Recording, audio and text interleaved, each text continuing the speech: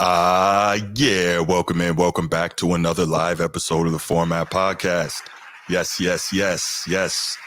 Thank you for joining me. I appreciate it if you're here. Gonna have my main man Eugene here. He was here with me last week. We had some good content, and this week we're gonna do the same, but we're gonna do it better. So we're definitely gonna talk about it. Got some awesome topics on tap for you. So stick with me. But before we get to all that, if you haven't already and you're here on YouTube, please go ahead, click that like, that subscribe, and that notification bell. Make sure you're notified whenever we drop new content on the channel. If you want the audio only version of the podcast and you haven't already, please open up your audio podcast platform, hit the search bar, type in the Format Podcast, and we should come right up.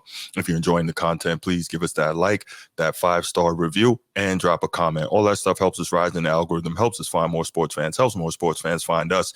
And remember, put it on your calendar, set it on your phone, set an alarm, whatever you got to do every week, every Saturday evening here at 7 p.m. We're going to be doing these live shows, and it's ready to go, man. I got some good stuff for you today, so let's make it happen. Let's go ahead and talk NFL. So this past week has been wild in terms of NFL. Free agency started. You had the unofficial tampering period beforehand, and so you've seen a lot of player movement, and you've seen a lot of things happen. So we're going to touch on some of those things. So G and I, we're both Baltimore Ravens fans, big Ravens fans.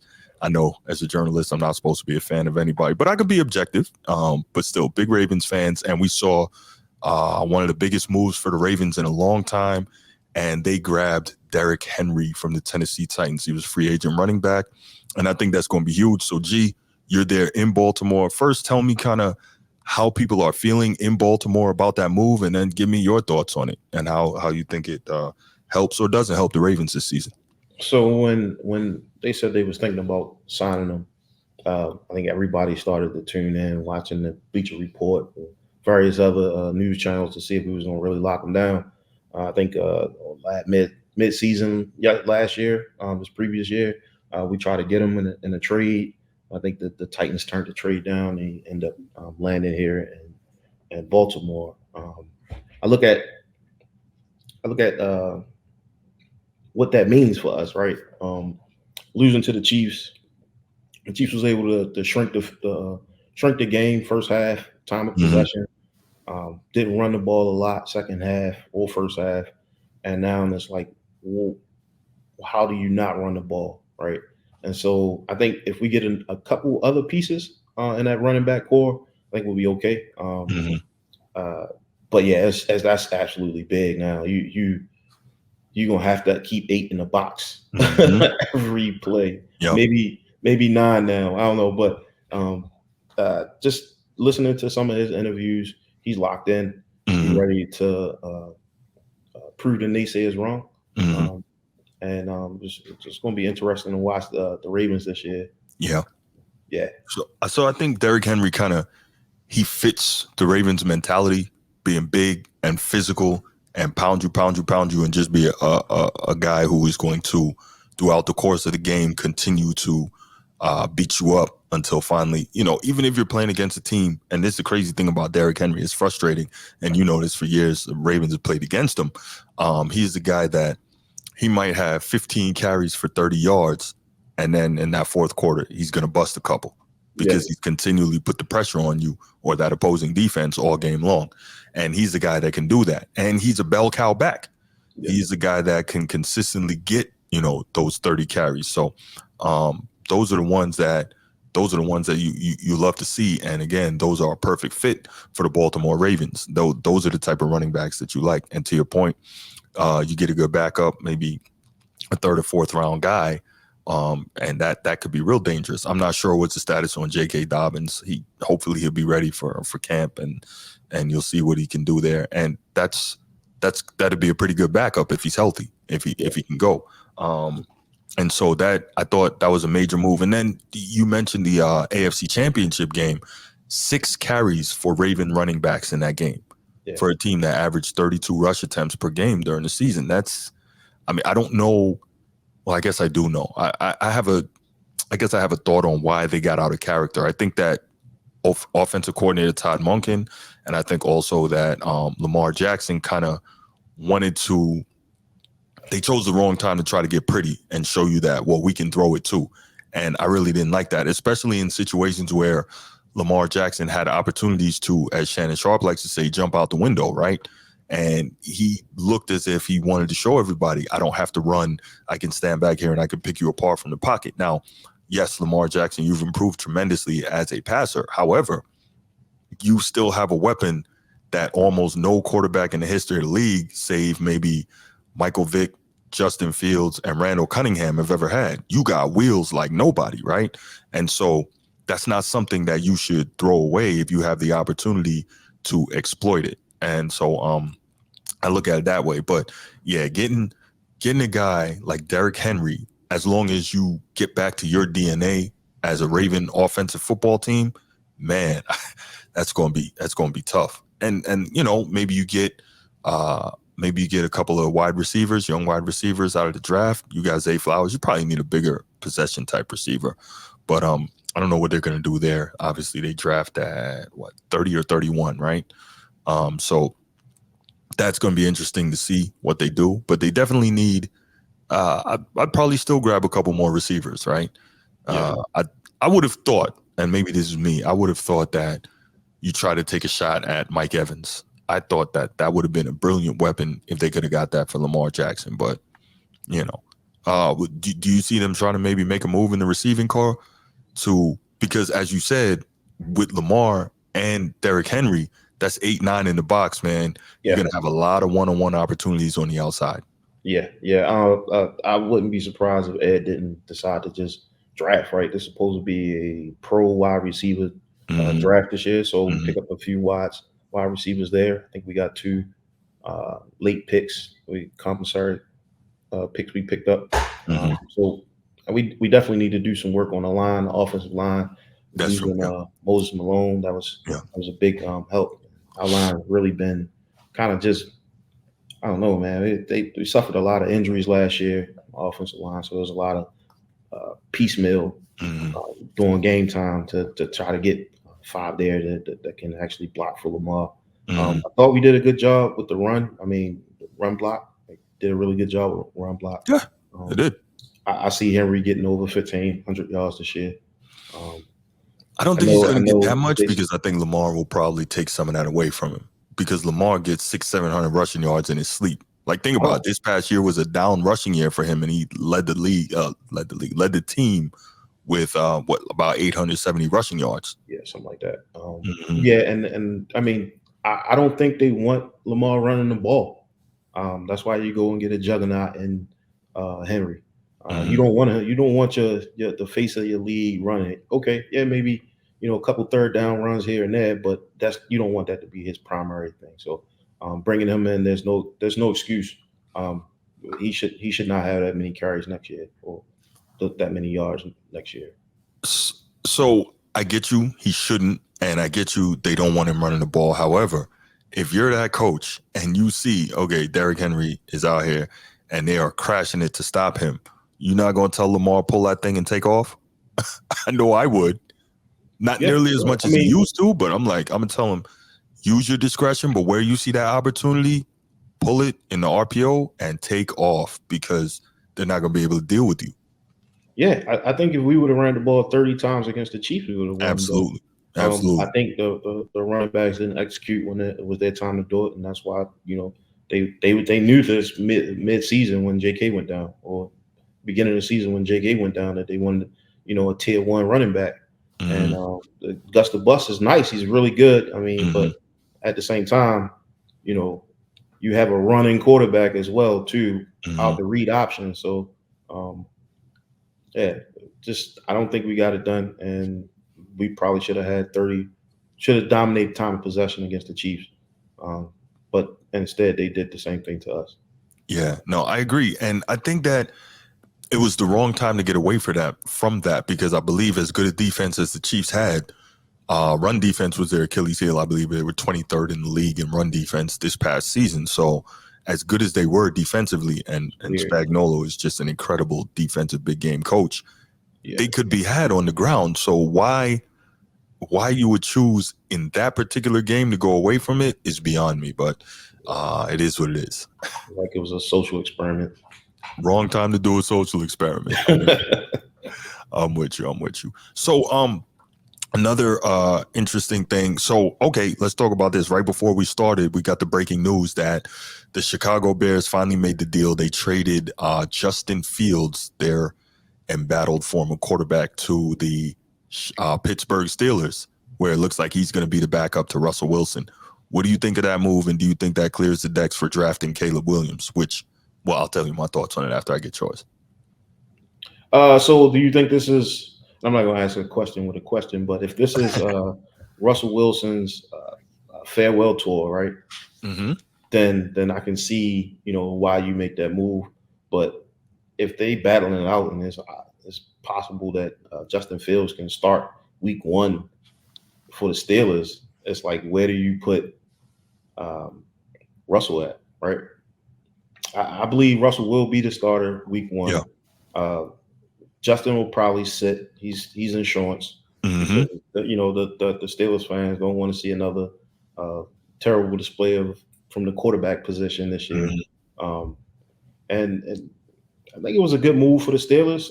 However, you have 2 starters now at quarterback.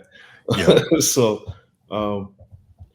there's still plenty of other teams that need a veteran quarterback, and so it just could be one of those things where they picked up two quarterbacks just to trade on a draft. So could be one of those situations as well. I didn't even think about that. So I just saw something come across my phone saying that Justin Fields will not compete with Russell Wilson for starting Steelers quarterback job. I guess that means that they basically made it known that he's coming in to be Russell Wilson's backup. Okay. But I guess in fairness, if you're the Steelers, you got Russell Wilson, right? And the guy's a champion. The guy's a 9-time Pro Bowler. The guy before going to Denver was thought as somebody who was pretty much a lock for the Hall of Fame. He's been in 2 Super Bowls. Totally get it. And so you see them grab Justin Fields, and I think the good thing is, 1, he can learn a lot from Russell Wilson. 2, he's not too much of a change from what Russell Wilson likes to do if he should have to go in and play. And I think also this is a really good fit for Russell Wilson, because when Russell Wilson had his most success in the league, what was he doing? How did he do it, right? Think about this. He had an elite defense, the Legion of Boom. He had a great running game, and he could get out, extend plays, and make throws down the field when he needed to. That's exactly what the Steelers are going to want him to do. The Steelers have, what's his name? Arthur Smith as their offensive coordinator. And remember, when he was in Tennessee as the offensive coordinator, he made Ryan Tannehill a Pro Bowler. How did he make Ryan Tannehill a Pro Bowler? Titans played good defense. Titans ran the ball, right, with Derrick Henry, and they did a lot off the play action, which is exactly where Russell Wilson has had his most career success. It's a really good fit for him. And that might not be the best thing for the Ravens, but it's a really good fit for him. And so now Justin Fields gets an opportunity to kind of start over, get out of Chicago, and again, learn from a guy who's a champion, and we'll see what that does for him down the road. This is super interesting. Yeah. The AFC North it's going to be a problem this year. It's a bloodbath, man. It's going to be a problem. Mm-hmm, mm-hmm.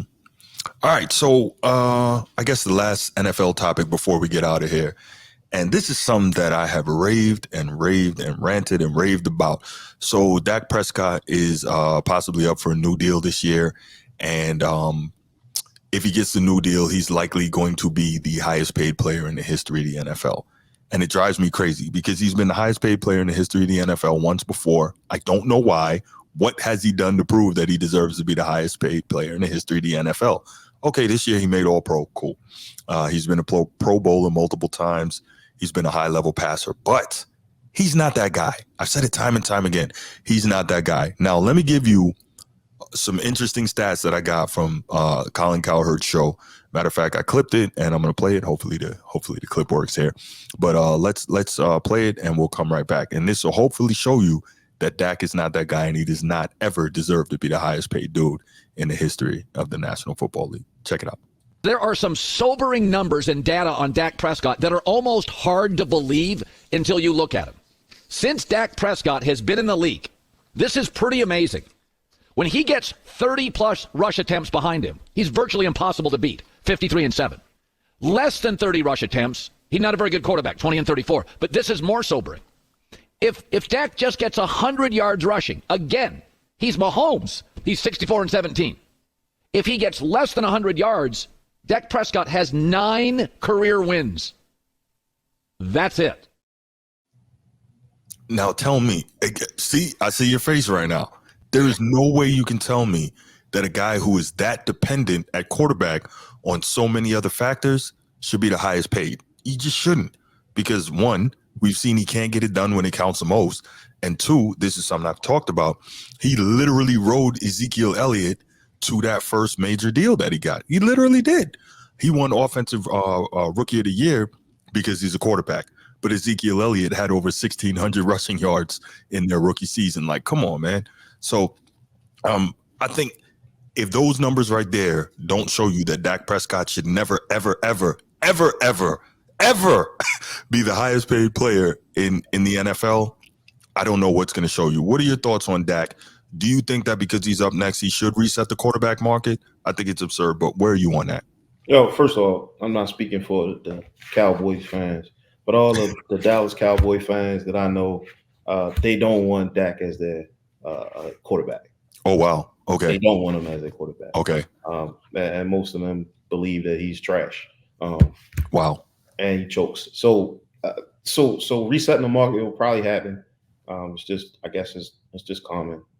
Reset the market, increase the salary cap again, and that's true. He sells tickets. There's no shortage of seats. There's always a shortage of seats in the Cowboys stadium. So he's good for their brand, but not in the playoffs. Well, see, so here's my thing, right? If I'm Jerry Jones and I would have done this the first time, see, Dak knows good and well all the benefits that come with being the quarterback of quote unquote America's team, right? Being the quarterback of the Cowboys. He knows that. And I think we probably can't even account for all the money that he makes off the field just from having the star on his helmet.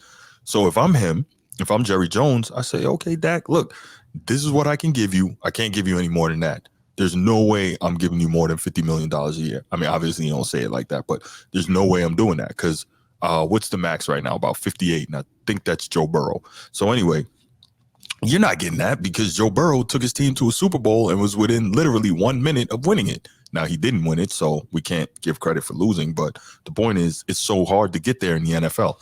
Anyway, I would let Dak I would let him go out there and see what's available to him because I don't think that any other team is going to give him the type of money that he's looking for. I truly don't believe it. I think you got to play chicken in a situation like this. And if you lose, and you find yourself another quarterback. You figure it out. But there's no way I pay this dude that. There's no way. The Cowboys don't get the rebuild. They have to have a starting quarterback that's, tier 1 quarterback every snap. But they don't have that. They don't, but yeah, he's going to get paid. I think he will. Yeah, what I'm saying is that he shouldn't. Yeah. And if those numbers that we just heard don't prove it, there's nothing else that does. Well, who do they have at backup? Did they already start to move in? Cooper Rush, and then the third string is Trey Lance. So, yeah, Cooper Rush is not great, but I think he's only lost 1 game as a starter. And I think he started like 6 or 7 games in his career when Dak was injured. That's one to watch. Yeah, something to be said for that. But I think you're right. I think they are going to pay him, and it's going to be stupid because they're going to be stuck with this dude, and they're not going to get over the hump. Just, I mean, I've said it time and time again, the dude, he's not that dude. He's just not. And we just found out the evidence for it. If your own eyes aren't evidence enough, right? Yeah. But all right, G, this was a quick one, man. This was a quick one. We got some good topics in. We talked about some good stuff. And I'm going to let you get out of here, man. Anything you want to say before we roll out? Hey, man, thanks for having me on. This is good. This was good. Yeah. Of course, man. Good of course, topics, man. Real good topics. No doubt. All right, everybody, man. Listen, thank you for tuning in. Appreciate it. If you haven't already, please make sure you give us that like. And, of course, make sure you tune in next week, 7 p.m. Saturday evening for the next live show. And make sure you're checking out the content all throughout the week. So like, subscribe, hit the notification bell. And if you like the content, make sure you share it with other people. All right. And I'm out. Peace.